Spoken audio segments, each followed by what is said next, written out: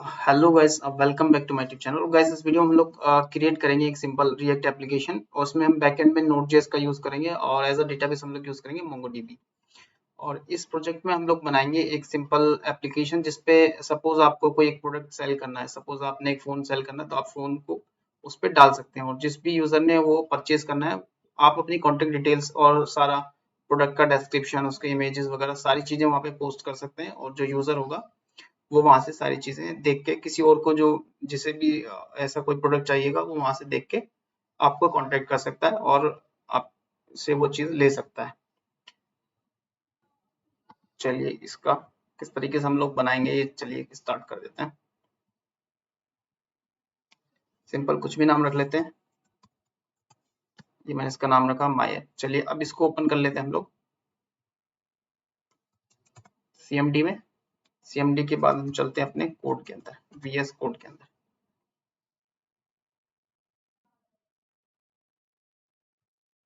Control और backtick से हम लोग अपना ये ओपन कर लेते हैं, इसको कट कर देते हैं। चलिए सबसे पहले हम लोग अपना एक रिएक्ट होगा और एक नोड पार्ट होगा, तो रिएक्ट वाला पार्ट हम इसके अंदर रखेंगे और एक और फोल्डर बना लेते हैं नोड के, ये इसी के अंदर बना है तो यहाँ बनाते हैं। इसके अंदर हमारा नोड वाला वर्क होगा, इसके अंदर रिएक्ट वाला। तो चलिए अब अपने सबसे पहले रिएक्ट वाले पार्ट में मूव करते हैं, तो cd रिएक्ट, रिएक्ट के अंदर चलते हैं। तो हम लोग रिएक्ट के अंदर आ गए। अब इस रिएक्ट के अंदर हम लोग ने अपना एक बेसिक कोड, या तो हो सकता है कि हम लोग खुद से लिखें वो सारा कोड जो भी हमें लिखना है, बट उतना लिखना कोई जरूरत नहीं है। हम लोग सिंपली एक डाउनलोड भी कर सकते हैं या डाउनलोड कर सकते हैं या फिर npx की हेल्प से इंस्टॉल भी कर सकते हैं। ये भी बेसिकली इसके लिए इंटरनेट कनेक्शन चाहिए और बस ये डाउनलोड कर देता है। ये पैकेज होता है create react app, create react app और डॉट। डॉट का मतलब है ये रिएक्ट वाले फोल्डर के अंदर ही। अगर मैं चाहूँ इसके अंदर भी एक और फोल्डर बने तो मैं उसके आगे फोल्डर नेम भी दे सकता हूँ, नहीं चाहिए तो मैं सिंपल बोल देता हूँ कि डॉट इसी के अंदर इंस्टॉल कर दो। तो ये npx जो क्या करेगा, क्रिएट रिएक्ट ऐप की हेल्प से।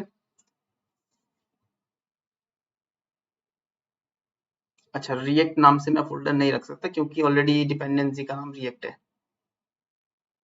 इसका नाम रीनेम कर देते हैं, इसको हम लोग रीनेम करके कुछ और रख देते हैं। इसको कर देता हूँ मैं रिएक्ट ऐप, इसको कर देता हूँ नोड ऐप।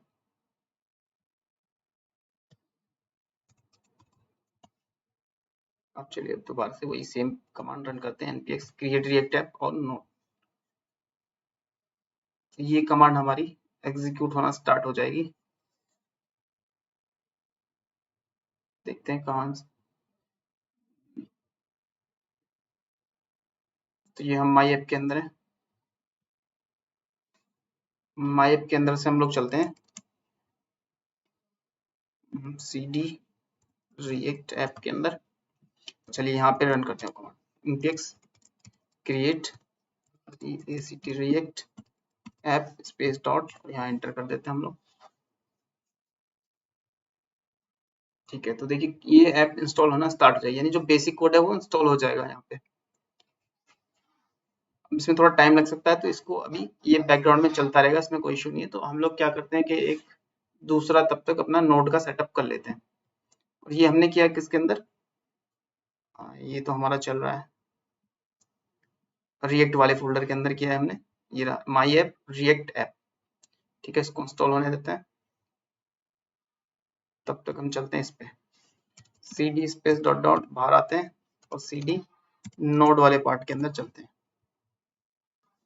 अब देखिए बेसिक जो वो सारे काम जो इसमें रिएक्ट में होंगे वो तो पैकेज जेसन वगैरह, ये तो हमारा वो क्रिएट रिएक्ट ऐप इंस्टॉल कर रहा है। लेकिन अगर हमें नोड के अंदर ये सब चीजें चाहिए तो वो हम कैसे डिसाइड करेंगे। सबसे पहले हमें एक एंट्री पॉइंट चाहिए, एक फाइल सिंपल चाहिए, तो वो सब चीजें हम लोग करने वाले हैं npm init की हेल्प से। npm init -y और एंटर कर देंगे, हमारी पैकेज जेसन फाइल क्रिएट हो जाएगी। देखिए पैकेज जेसन फाइल क्रिएट हो गई। अब यहाँ पे हमने एंट्री पॉइंट रखा है index.js, तो ये फाइल हमें चाहिए होगी। चलिए इस फाइल को बना लेते हैं index.js। सो बिल्कुल बेसिक से लेकर चल रहे हैं, कुछ भी स्किप नहीं करेंगे इसमें। वीडियो थोड़ा बड़ा हो सकता है लेकिन इसमें पूरा प्रोजेक्ट इसमें रहेगा, सारी चीजें रहेंगी इसमें। अब चलिए इस फाइल को अगर हमें रन करना है तो सबसे पहले हम लोग इसके अंदर क्या करेंगे, console.log मैं लिख देता हूँ सिंपल, कुछ भी मैं इसमें कंसोल कर रहा हूँ। चलिए अगर इस फाइल को हमें रन करना है तो कैसे रन करेंगे, एक तरीका सिंपल नोड index.js नोड और फाइल का नेम लिख देंगे तो रन हो गया फाइल। देखिए इसके अंदर जो था वो सब प्रिंट हो गया। लेकिन प्रोजेक्ट में ऐसा नहीं होगा, प्रोजेक्ट में हम ऐसे नहीं रन करते, हम लोग हेल्प लेते हैं पैकेजेशन की हेल्प से हम करते हैं ये काम। चलिए यहाँ पे करते हैं, यहाँ पे कमांड लिख लेते हैं स्टार्ट कमांड। ये कमांड इसके अंदर लिख देते हैं कि नोड index.js, यानी जब भी हम ये लिखेंगे npm स्टार्ट, npm और इस कमांड का नाम, यहाँ पे हम और भी कमांड लिखेंगे तो npm स्टार्ट कर देते हैं। देखिए npm स्टार्ट किया, इसने क्या किया, नोड इंडेक्स जेएस वही काम किया जो हमने पहले खुद से किया था मैन्युअली। तो प्रोजेक्ट में हम ऐसे नहीं करते, हम लोग प्रोजेक्ट में कैसे करते हैं, npm स्टार्ट की हेल्प से करते हैं और यहाँ पे हमारी कमांड जो भी फाइल हमें रन करनी होती है यहाँ जाती है, यहाँ दे देते हैं। यहाँ पे कुछ भी हो उससे फर्क नहीं पड़ता, यहाँ जो होगी उससे फर्क पड़ेगा, यहाँ जिस फाइल का नाम लिखेंगे वही फाइल रन होगी। तो अभी क्या हुआ, हमारी बेसिक एक बैकएंड की फाइल रन हो गई जिसमें सिर्फ अब इसके अंदर कोई एपीआई नहीं बनी है। बेसिकली नोड.जेएस क्या करेगा, एपीआई उसके अंदर रहेंगी। एपीआई क्या होती है कि सपोज फ्रंट एंड पे जो हमें यूजर का डेटा चाहिए होगा, प्रोडक्ट्स चाहिए होंगे, वो सब चीजें जब हम फ्रंट एंड पे फैच करेंगे जो हमें चाहिए होंगी, वो सब हम नोड.जेएस की हेल्प से गेट करेंगे with the help of API. API interaction की हेल्प से हम लोग गेट करेंगे। वो धीरे धीरे जब हम इनको क्रिएट करेंगे तब वो आपको पता चल जाएगा। और इसमें हम लोग, चलिए सबसे पहले हम एक सर्वर चला लेते हैं। देखिए जो भी डेटा रिटर्न करता है एक सर्वर होता है, तो वो सर्वर हम एक किसी भी चीज की हेल्प से कर सकते हैं, जैसे एक्सप्रेस होता है, अलग अलग पैकेजेस होते हैं जिनकी हेल्प से हम लोग वो क्रिएट कर सकते हैं। चलिए अगर मैं एक्सप्रेस की बात करूं, एक्सप्रेस जेएस, देखिए नोड जेएस का ये बैकएंड फ्रेमवर्क है जिसकी हेल्प से हम एक सर्वर क्रिएट कर सकते हैं और एपीआईज बना सकते हैं। चलिए इसमें चलते हैं, इसमें भी सिंपल वही लिखा हुआ है npm मिनट और ये सब काम हम कर चुके हैं। अब चलिए करते हैं npm इंस्टॉल एक्सप्रेस कर लेते हैं। हमें क्या करना है, npm इंस्टॉल पूरा लिखने की जरूरत नहीं, आई से भी काम चल जाएगा, expre एक्सप्रेस पूरा लिखना है, npm इंस्टॉल एक्सप्रेस। देखिए नोड ऐप के अंदर ही इंस्टॉल करना है, रिएक्ट वाले में मत इंस्टॉल कर देना, ठीक है। रिएक्ट वाले में अलग चल रहा है वो इंस्टॉलिंग, ठीक है। तो ये फाइल तो इंस्टॉल हो गई। अब हम सर्वर क्रिएट करने के हमें ये चीजें लिखनी होती हैं। सबसे पहले हमें रिक्वायर करना होता है, फिर इस ऐप की हेल्प से। देखिए ये जो कोड है ये इसका, ये फ्रेमवर्क का कोड है, ये फ्रेमवर्क हमें प्रोवाइड करता है। ये बोलता है अगर आपको एक सर्वर क्रिएट करना तो आप ये स्टेप फॉलो करो। तो यहाँ से हमने ये कोड ले लिया सिंपल।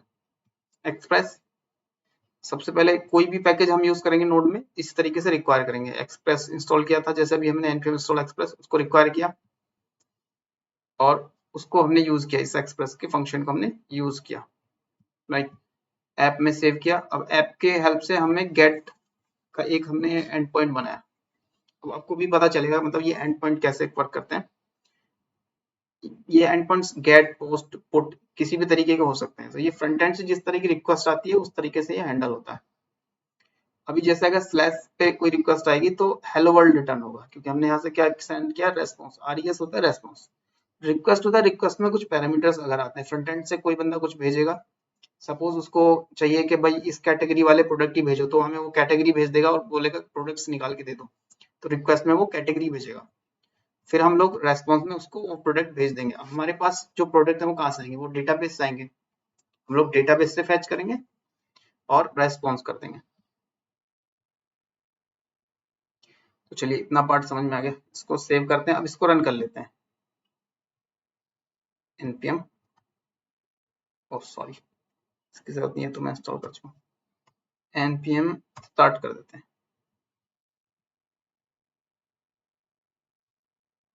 ये देखिए अब हमारा जो ऐप है वो चलना शुरू हो गया। कौन से पोर्ट पे, 3000 पोर्ट पे। इसका मतलब क्या है, 3000 पोर्ट पे हमारा ऐप चलना शुरू हो गया। इसका मतलब ये है, हम अपने ब्राउजर में जाते हैं। चलिए शुरू करते हैं, लोकल होस्ट लिखते हैं, कॉलन 3000 पोर्ट पे चल रहा था, कॉलन 3000 और स्लैश, एंड पॉइंट क्या था, स्लैश। अब ये हमने लिखा तो देखिए यहाँ पे क्या आ गया, हेलो वर्ल्ड।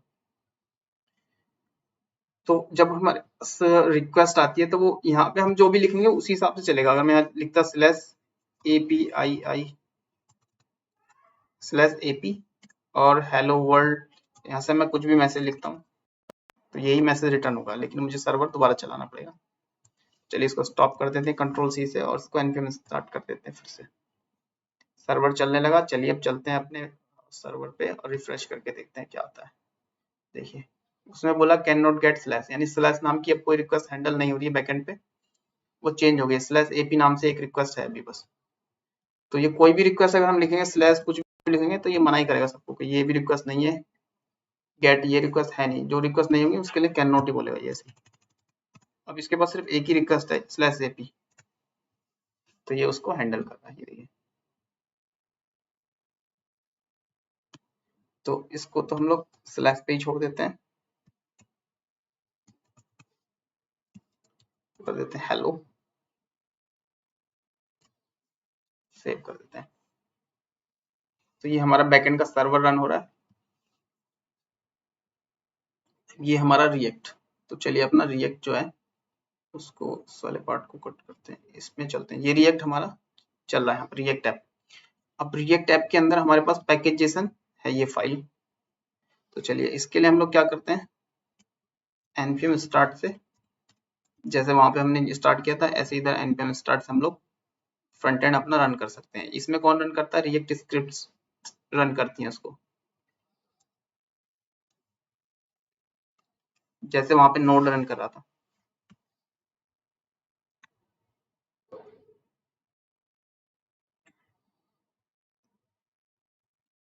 चलिए अब ये स्टार्ट हो जाएगा थोड़ी देर में, थोड़ा सा टाइम लगेगा, स्टार्ट हो जाएगा ये।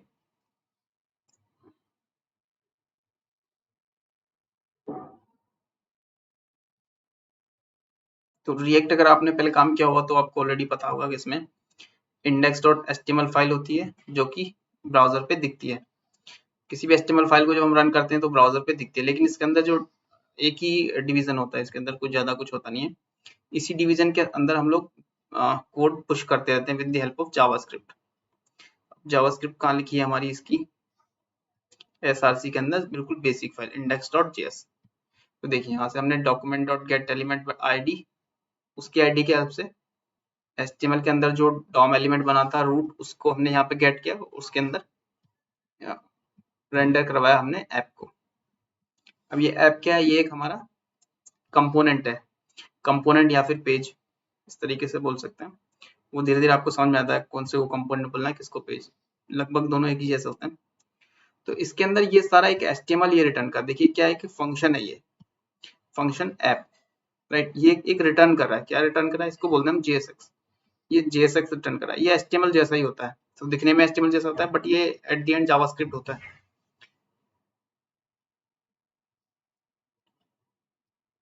तो चलिए इसको, इसके अंदर ये सब जो भी लिखा हुआ है ये सब हम कट कर देते हैं, हटा देते हैं, सब डिलीट कर देते हैं। इसके अंदर हम लिखते हैं हेलो रिएक्ट।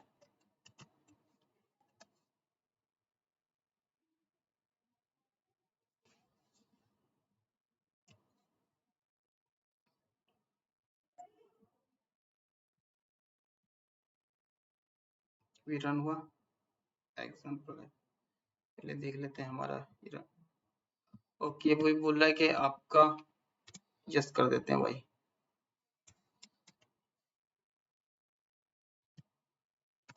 देखिए ये ऐप जो चलती है बाय डिफॉल्ट 3000 पोर्ट पे ही चलती है। अब ऑलरेडी 3000 पोर्ट पे हमारा बैकएंड चल रहा है, तो ये पूछ रहा है कि आप दूसरे ऐप पोर्ट पे रन करना चाहते हैं या फिर इसको बंद करके तब रन करना चाहेंगे। सिंपल ये कुछ वार्निंग्स हैं, ये आगे चलते हैं।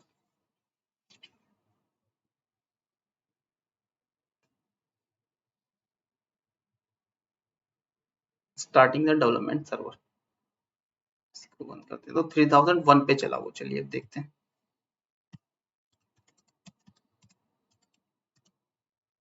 लोकल होस्ट 3001,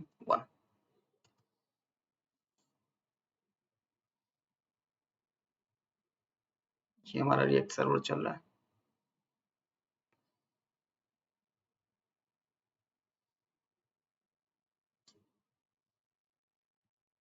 ये हमारा बैकएंड चल रहा है।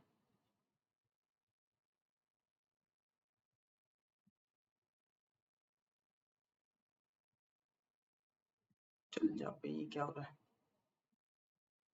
क्या बोल रहा है फिर, ओके ओके कर दो, सब चलने दो।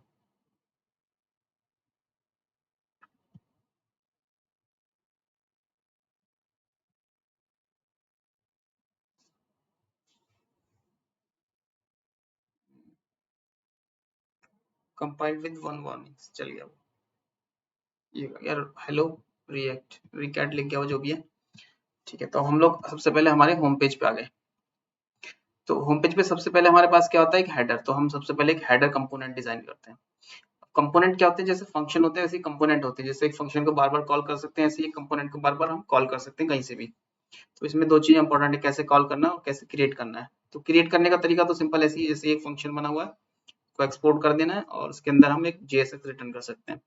वो फंक्शंस क्या करते हैं, नॉर्मल फंक्शन जो जेएस में होते हैं वो क्या करते हैं, कैलकुलेशन रिटर्न करते हैं, कोई हम एक इनपुट देते हैं, तो ऐसे ही इसमें हमें प्रॉप्स मिलती है इनपुट में, और इनकी हेल्प से एक जेएसएक्स बना के दे देता है, यानी एक एचटीएमएल बना के हमें रिटर्न कर देता है। और उसमें वो भी डायनेमिक, अगर हम उसमें कुछ डायनेमिक वैल्यू रखना चाहते हैं तो वो भी रख सकते हैं।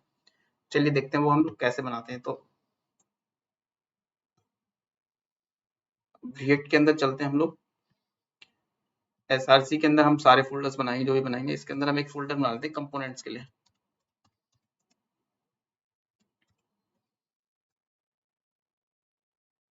अब इस कंपोनेंट के अंदर हम लोग एक रख लेते हैं, चलिए एक सिंपल जेएस फाइल बना लेते हैं जिसको हम लोग बोलेंगे हेडर, हेडर डॉट जेएसएक्स लिख सकते हैं या जेएसएक्स, दोनों भी, दोनों चलेंगे। अगर हम जेएसएक्स लिखेंगे तो भी चलेगा, डॉट जेएस लिखेंगे तो भी चलेगा। अब ये सिंपली जैसे मैंने बताया क्या होता है, एक फंक्शन, इसका नाम जो बाहर फाइल का नाम है वही रख सकते हैं या फिर अलग भी रख सकते हैं, कोई इशू नहीं है, मेनली वही रखते हैं, फंक्शन हेडर। अब ये क्या करेगा, रिटर्न करेगा, वो भी जेएसएक्स जो कि एचटीएमएल जैसा होता ही है।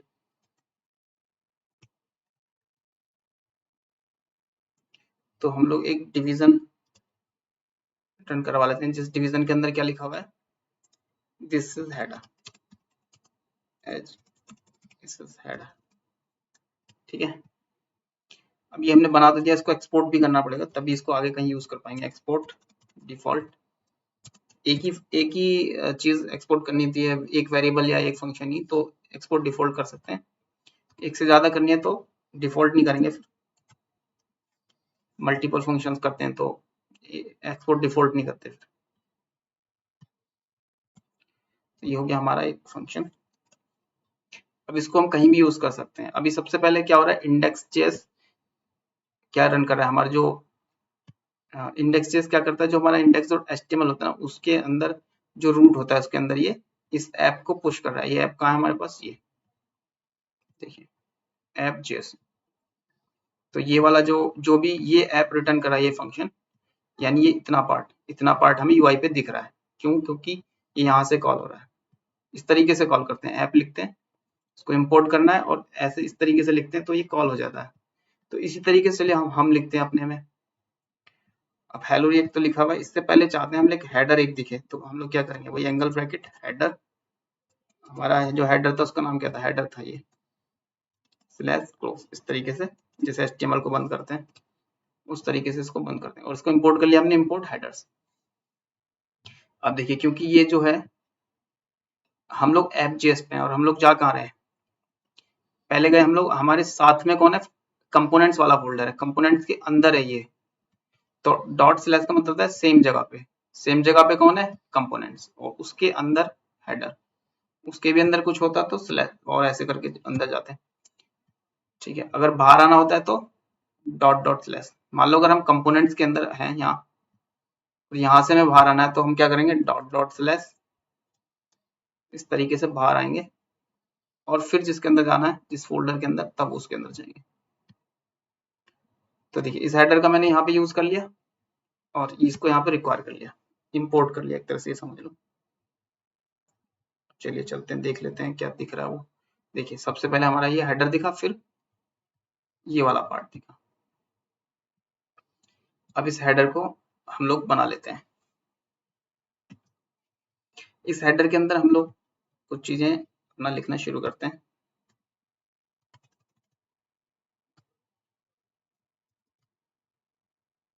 इसके अंदर मैं एक डिव बना रहा हूँ। इस डिव के अंदर मैं लिखता हूँ सेल एंड परचेज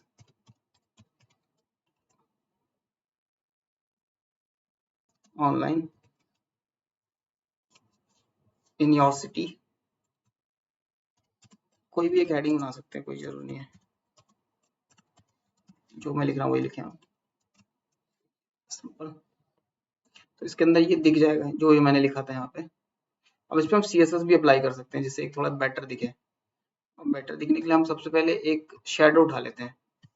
तो हम लोग क्या करते हैं, बॉक्स शेडो एग्जांपल सर्च कर लेते हैं, क्योंकि कुछ शेडो बनाना ये सब मुश्किल होता है काम, तो यहाँ से हम लोग उठा लेते हैं।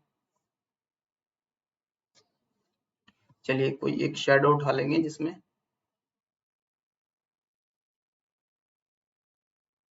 इसको उठा लेंगे, कोई भी उठा सकता है, ये वाली उठा लेंगे।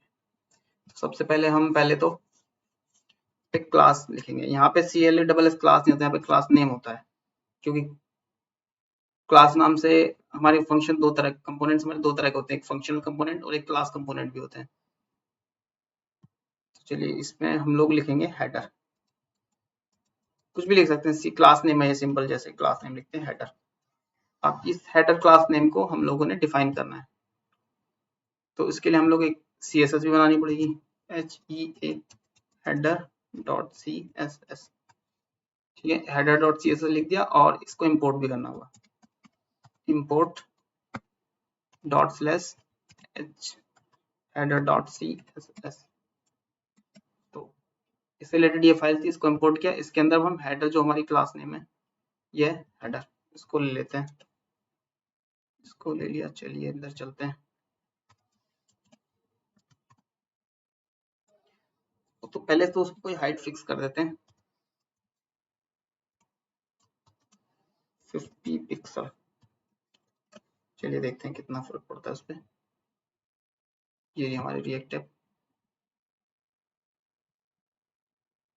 बॉक्स शेडो लगा देते हैं, ये वाली लगा देते हैं बॉक्स शेडो। इस पे क्लिक किया, कॉपी हो गई। अब चलिए यहाँ लगा देते हैं बॉक्स शेडो, ये थी वो बॉक्स शेडो। कंप्लीट सेव किया। चलिए देखते हैं उसमें कुछ बॉक्स शेडो लगी या नहीं। देखिए बॉक्स शेडो लग गई इस पे, इससे एक हेडर हमारा एक अलग तरीके का हेडर बन गया। और उसकी जो इंस्पेक्ट करके हम लोग देख लेते हैं,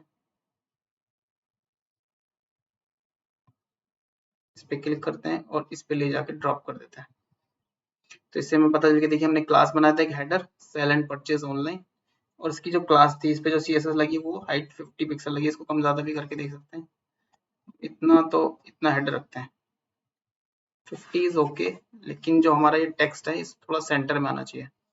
इसको सेंटर में लाने के लिए हम लोग कर सकते हैं मार्जिन टॉप। तो इसको सबसे पहले हम किसी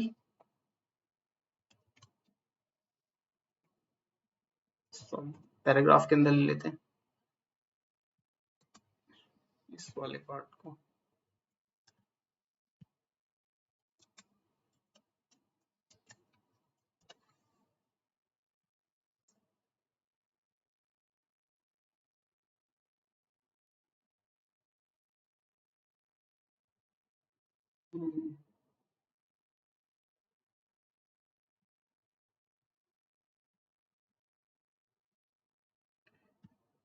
पैराग्राफ नहीं, इस पेन के अंदर ले लेते हैं।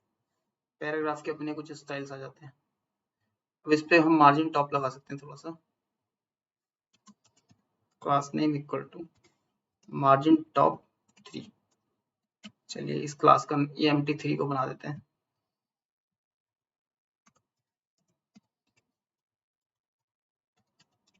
Margin top 30 pixel. चलिए देखते हैं, लगाएंगे उस पे।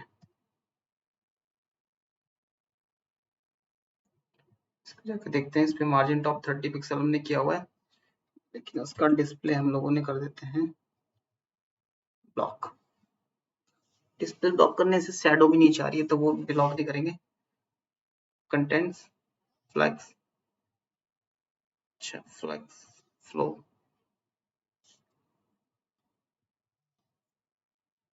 इनलाइन ब्लॉक कर देते हैं, डिस्प्ले इनलाइन ब्लॉक।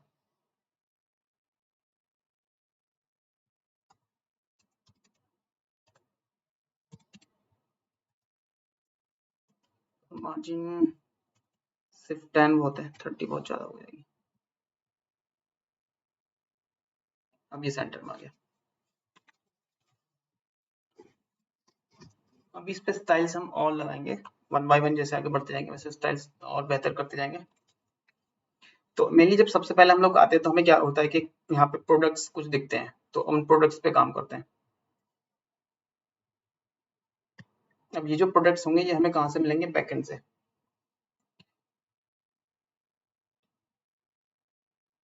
ये तो भी हमारा हेडर। अब सबसे पहले जब हम आते हैं तो हमें एफ.जेएस दिखता है, तो राउटिंग कोई नहीं है हमारे पास।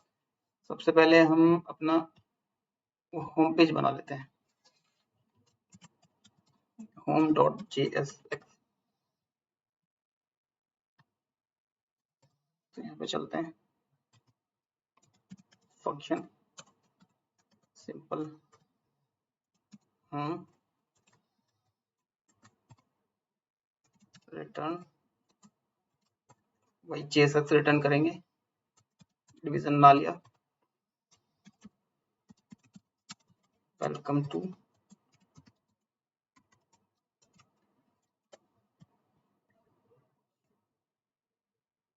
अब इसको एक्सपोर्ट कर देते हैं, एक्सपोर्ट डिफॉल्ट,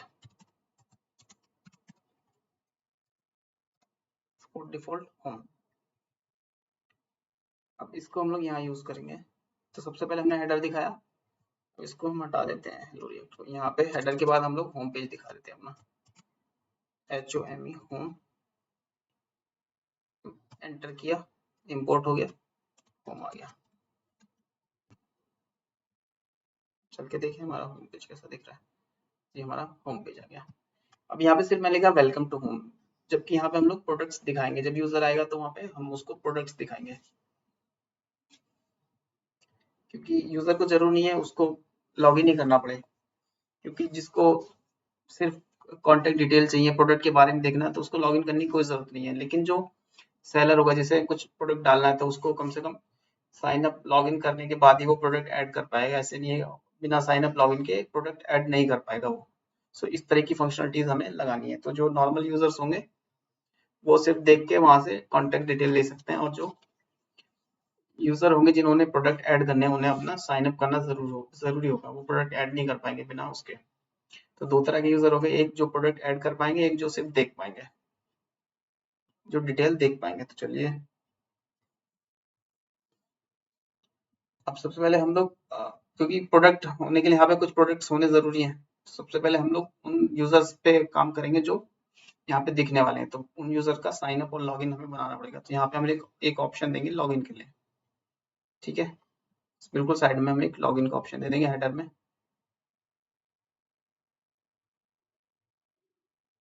अब क्योंकि उस हेडिंग पे क्लिक करने से क्या होगा कि लॉगिन का पेज खुल जाएगा, नहीं अब एक दूसरे पेज पे हम जा रहे हैं। अब देखिए एप्लीकेशन क्या है, मल्टी पेज बनती जा रही है। जो मल्टी पेज एप्लीकेशन बनती है उसमें हम लोग क्या यूज करते हैं, राउटर, इसको बोलते हैं react router, react router DOM, ये हम यूज करने वाले हैं। इसको कैसे यूज करना है, इसका इम्प्लीमेंटेशन यहाँ पे है। देखिए इसमें ये सब चीज के बारे में लिखी हुई है कि इस तरीके से आपने इसको यूज करना है।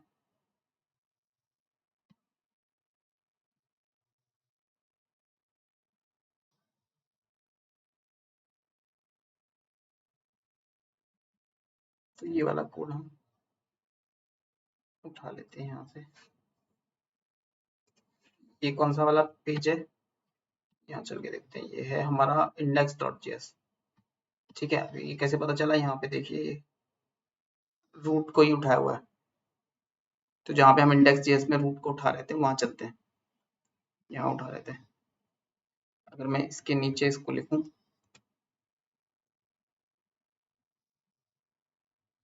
तो देखिए रिएक्ट को इंपोर्ट किया है उन्होंने, यहाँ पे भी इसको किया, तो इसकी जरूरत नहीं है।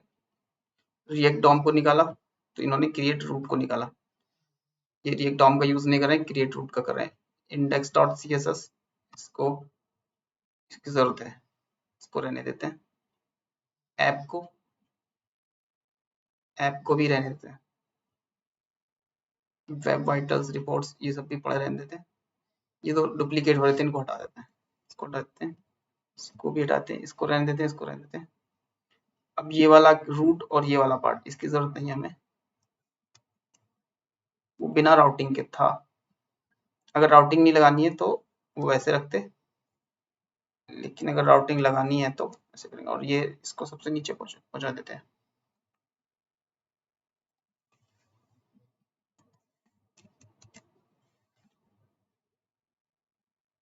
ये इसकी कोई ज्यादा जरूरत भी नहीं है। रिपोर्ट वेब वाइटल्स, उसको इंपोर्ट करना, उसको हटा देते हैं। अब देखिए ब्लर हो रहा है, मतलब ऐप की भी जरूरत नहीं हो रही है, नीचे ऐप का यूज नहीं हो रहा है। लेकिन यहाँ पे अब हमने क्या किया कि रिएक्ट राउटर डॉम का यूज किया, तो ये हमें इंस्टॉल करना पड़ेगा। चलिए एक और टैब बना लेते हैं। अब सबसे पहले किसमें जाएंगे, रिएक्ट के अंदर, सीडी रिएक्ट वाले ऐप के अंदर जाएंगे। अब क्योंकि ये हमें सिर्फ रिएक्ट वाले में चाहिए, ये नोड से इसका कोई लेना देना नहीं है, तो इसको इंस्टॉल कर लेते हैं। सिंपल इसमें भी वैसे इंस्टॉल करेंगे, npm इंस्टॉल, और इसका नाम लिख देंगे react router DOM. React router DOM को इंस्टॉल कर लेंगे।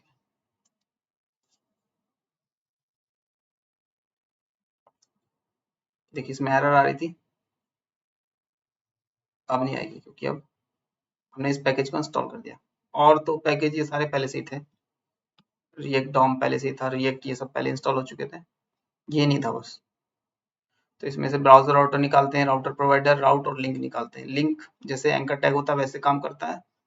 राउट से हम लोग राउट डिफाइन कर सकते हैं, मतलब कौन से राउट पे कौन सा कंपोनेंट दिखेगा। अभी तो हम लोग क्या करें, सिंपली सबसे पहले तो हम लोग क्या करते हैं, रूट वाले कंपोनेंट को दिखा देते हैं, मतलब जो भी हमारा बेसिक कंपोनेंट होता है उसको दिखा देते हैं। मतलब अगर राउटर यूज करना है तो ये बेसिक सेटअप है, ये आपको यूज करना है, वो तो इस वाले कोड से घबराने की जरूरत नहीं है। इसमें सिर्फ आपको इतना समझना है कि अगर मेरा पाथ रहेगा स्लैश, तो मेरा एलिमेंट कौन सा दिखेगा, ये वाला हेलो वर्ल्ड वाला, ठीक है। अगर मेरा पाथ रहेगा अबाउट, तो मुझे क्या दिखेगा, ये वाला पार्ट। चलिए देखते हैं कैसे काम कर रहा है। देखिए लोकल होस्ट 3000 पे मैं गया, ये वाले 3001 पे, अभी मुझे क्या दिख रहा है, हेलो वर्ल्ड, और अबाउट अस का लिंक दिख रहा है। अबाउट अस पे क्लिक करूंगा, अबाउट वाले पे चला गया। या मैं मैन्युअली भी अगर टाइप करता हूँ, अगर मैं टाइप करूंगा ये, तो मुझे हेलो वर्ल्ड वाला दिखेगा। और मैं लिखता हूँ अगर स्लैश अबाउट, तो मुझे अबाउट वाला कंपोनेंट दिखेगा। बेसिकली मतलब अलग अलग लिंक पे मैं अलग अलग कंपोनेंट दिखा सकता हूँ। जब क्या हो रहा था, मेरे पास बस एक ही कंपोनेंट था, मैं एक ही कंपोनेंट दिखा पा रहा था। तो ऐसा नहीं करना है। अगर मल्टी पेज एप्लीकेशन होगी, इसमें अलग अलग पेज पे जाना होगा, जैसे अब हमें लॉगिन पेज पे जाना है, तो हमें मल्टीपल पेजेस चाहिए होंगे।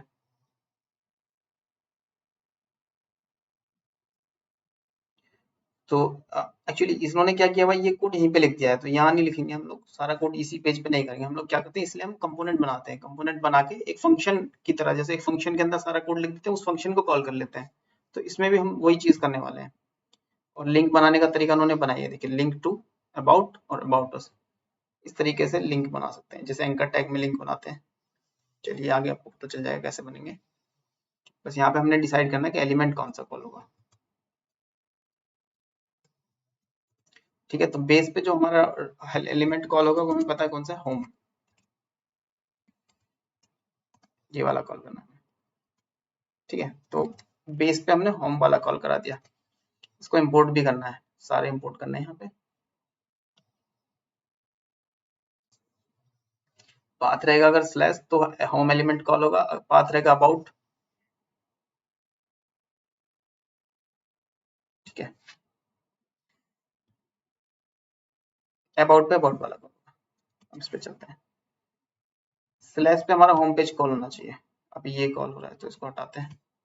सबसे पहले हम देखते हैं ये वाला, बिल्कुल बेस राउट, तो ये आ गया वेलकम टू होम, सॉरी, ये इस वाले लोकल हाउस 3001 पे, इसके आगे अगर कुछ नहीं लिखा है तो मतलब यहाँ स्लैश है, वेलकम टू होम। अब इसमें हमारा हेडर वगैरह वो सब तो दिख नहीं रहे, तो वो हम क्या करेंगे, होम के अंदर जाएंगे, होम पेज के अंदर गए तो सबसे पहले वेलकम टू होम लिखा हुआ है, इस पे सबसे पहले हम लोग अपना वही कंपोनेंट कॉल करा देंगे जो कि हमारा हेडर कंपोनेंट, जो कि साथ में ही बना हुआ है, HEADER हेडर। साथ से मेरा मतलब इसकी लोकेशन कहाँ है, ये हेडर बना हुआ कहाँ है, तो इंपोर्ट कहाँ से करेंगे हम, यहाँ ऊपर ही बना हुआ है, तो ./हेडर सेम जगह पर। अगर कंपोनेंट से बाहर होता है यहाँ तो क्या करते, जैसे अगर हमें यहाँ ऐप इंस्टॉल लेना है तो // करेंगे, बाहर आएंगे, फोल्डर से एक बार बाहर आना है क्योंकि हम कंपोनेंट्स फोल्डर के अंदर है। तो जैसे मैं .// लिखूंगा तो हम कंपोनेंट्स लेवल पे आ गए, ठीक है, उस फाइल से हट के फोल्डर पे आ गए, फोल्डर के साथ में app.js है तो इसको यूज कर सकते हैं, यहाँ लिख देंगे app.js। लेकिन एक्चुअली क्या है कि ये सेम ही जगह पे दोनों, तो जब सेम ही जगह पे होते हैं तो ./ ऐसा लिखते हैं। चलिए, अब क्या होगा कि सबसे पहले अगर मैं इस पे जाऊं इंडेक्स पे, अब यहाँ पे मेरे पास मल्टीपल राउट्स हैं, स्लैश है तो उसमें मेरा होम पेज कॉल होगा। अब होम के अंदर क्या है, सबसे पहले हेडर, हेडर कॉल होगा सबसे पहले, और फिर वेलकम टू होम जो मैंने यहाँ लिखा हुआ वो कॉल होगा। तो अगर मैं जाके देखूँ तो सबसे पहले मेरा ये हेडर कॉल हुआ और फिर वेलकम टू होम कॉल हुआ।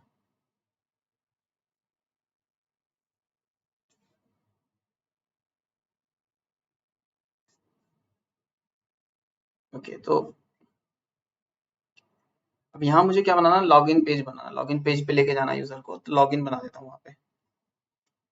तो ये मैं कहाँ लिखूंगा, हेडर के अंदर लिखूंगा क्योंकि वो हेडर वाला कंपोनेंट है। लॉगिन के लिए हम लोग लिखेंगे, एक बनाएंगे लिंक जो कि होता है LINK वाला, जो एंकर टैग के जैसा होता है रिएक्ट में, ऐसे लिखते हैं लिंक टू, तो इसका नाम मैं लिखूंगा लॉगिन। एक लॉगिन का मैं लिंक बनाऊंगा,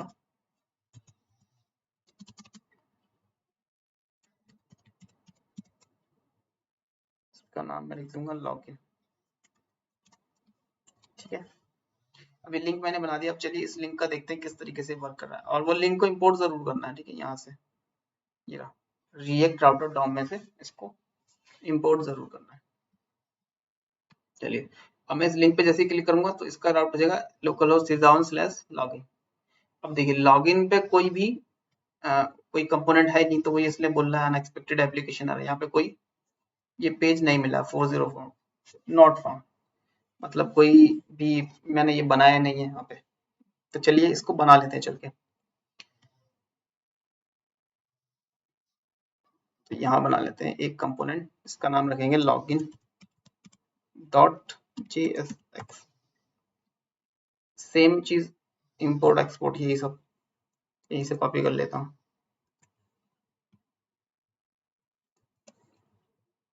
ठीक है, अब लॉगिन पेज में हेडर तो दिखाना ही है, तो हेडर भी कॉल करा दिया पहले। अब इस होम का नाम चेंज कर लेते हैं, लेकिन सबसे पहले इस होम का नाम रख देते हैं लॉगिन,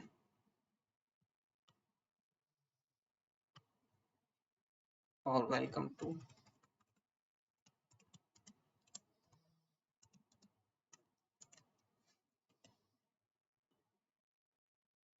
अब मैं इसको रिफ्रेश करूंगा तो अब भी कुछ नहीं होगा।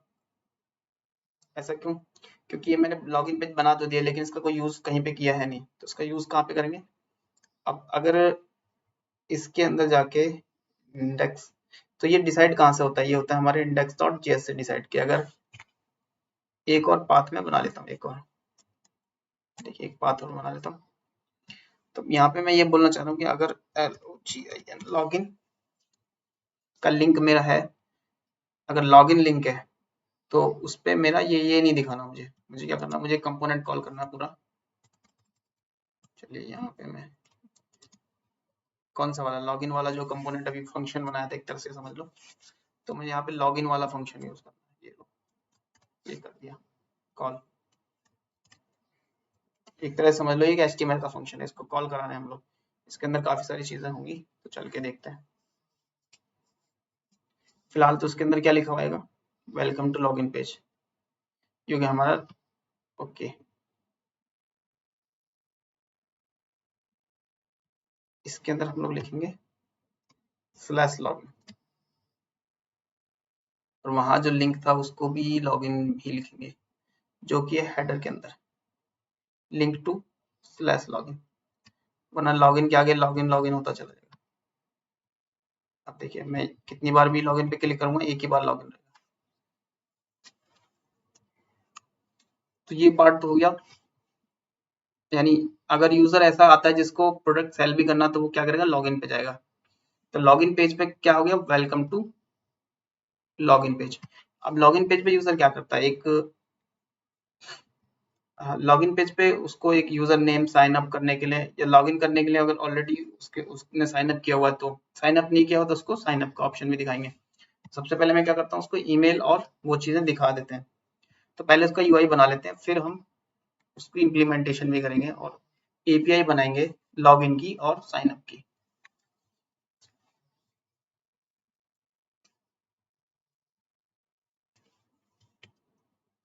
लॉगिन पे चलते हैं। तो इसके नीचे मुझे क्या करना है, इनपुट बना लेता हूँ। देखिए इनपुट सेल्फ क्लोजिंग है, सेल्फ क्लोज भी कर सकते हैं इसको इस तरीके से। ये एचटीएमएल ही है, एक तरह से एचटीएमएल ही लिख रहे हैं हम। प्रोसेसिंग बिहाइंड द सीन अलग होती है, लेकिन हमको सिर्फ ये ऐसा ही लगता है। Input type equal to text, इसको सेव किया, चलिए देखते हैं। ये तो हमारा एक बन गया। उसके आगे मैं ब्रेक लगा देता हूँ जिससे नेक्स्ट लाइन में चला जाए। ठीक है, ब्रेक होता है कुछ इस तरीके से।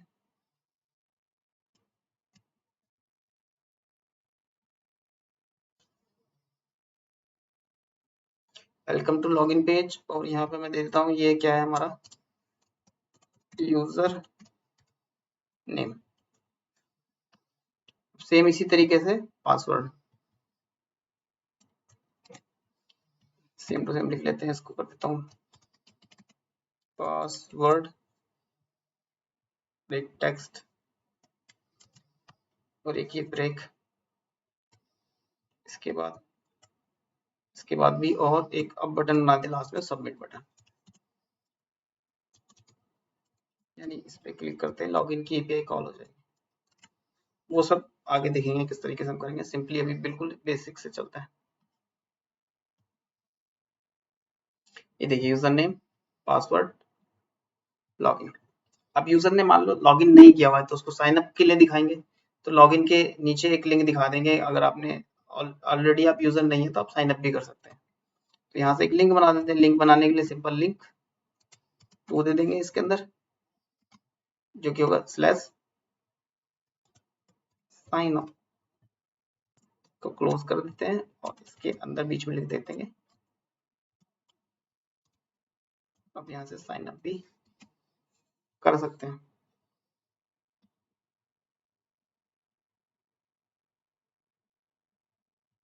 तो साइन अप से क्या होगा, साइन अप के पेज पे वो चला जाएगा। अब वो अगर साइन अप का पेज नहीं है, साइन अप का पेज बनाओ, बिल्कुल जैसे लॉगिन का पेज बनाया हो सेम टू सेम वैसे साइन अप का पेज बनाते हैं। साइन अप डॉट जीएसएक्स, ठीक है। पूरा पेज कॉपी कर लेता हूँ क्योंकि ये सेम ही होते हैं दोनों पेज एक जैसे।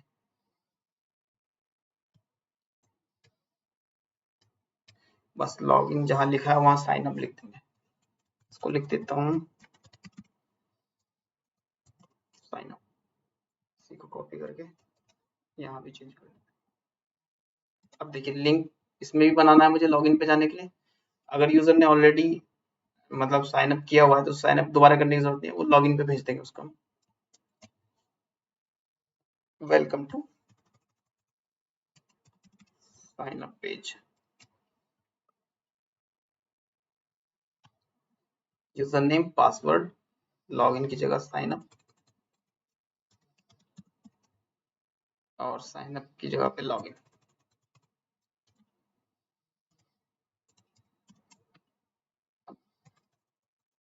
लॉगिन, ठीक है। लिंक भी मैंने चेंज कर दिया।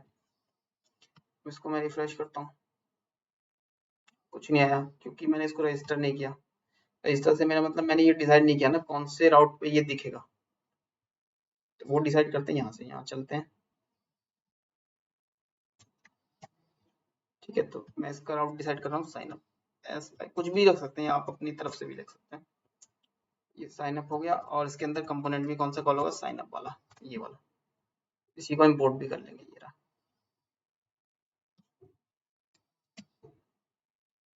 आप दिख जाना चाहिए, देखिए अभी दिख गया। लॉगिन पे क्लिक करूंगा, लॉगिन पेज पे आ जाएंगे। तो अगर हमने लॉगिन डिटेल पहले से हमारे पास है तो इस पे क्लिक करेंगे, इस पे क्लिक करेंगे, लॉगिन पे क्लिक करेंगे, लॉगिन में चले जाएंगे। अगर हमारे पास लॉगिन डिटेल नहीं तो हम साइन अप पे जाएंगे, यूजर नेम पासवर्ड और साइन अप पे क्लिक करेंगे। हमारा जो एज अ यूजर हम लोग डेटाबेस में सेव हो जाएंगे। ठीक है, तो ये लॉगिन साइन अप पे हम लोगों ने वर्क करना है।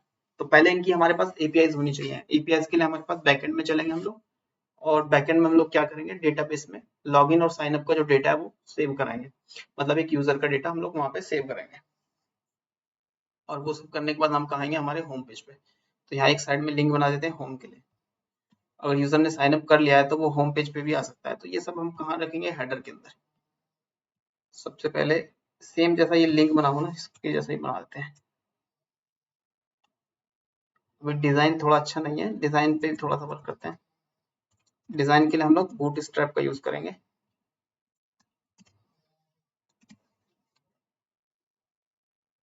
इसको होम पेज जो हमारा कहाँ पे है, स्लैश पे, स्लैश पे हमारा होम पेज है। देखिए हमने ये होम पेज बना दिया। होम पे क्लिक करेंगे, हम लोग होम पेज पे आ गए।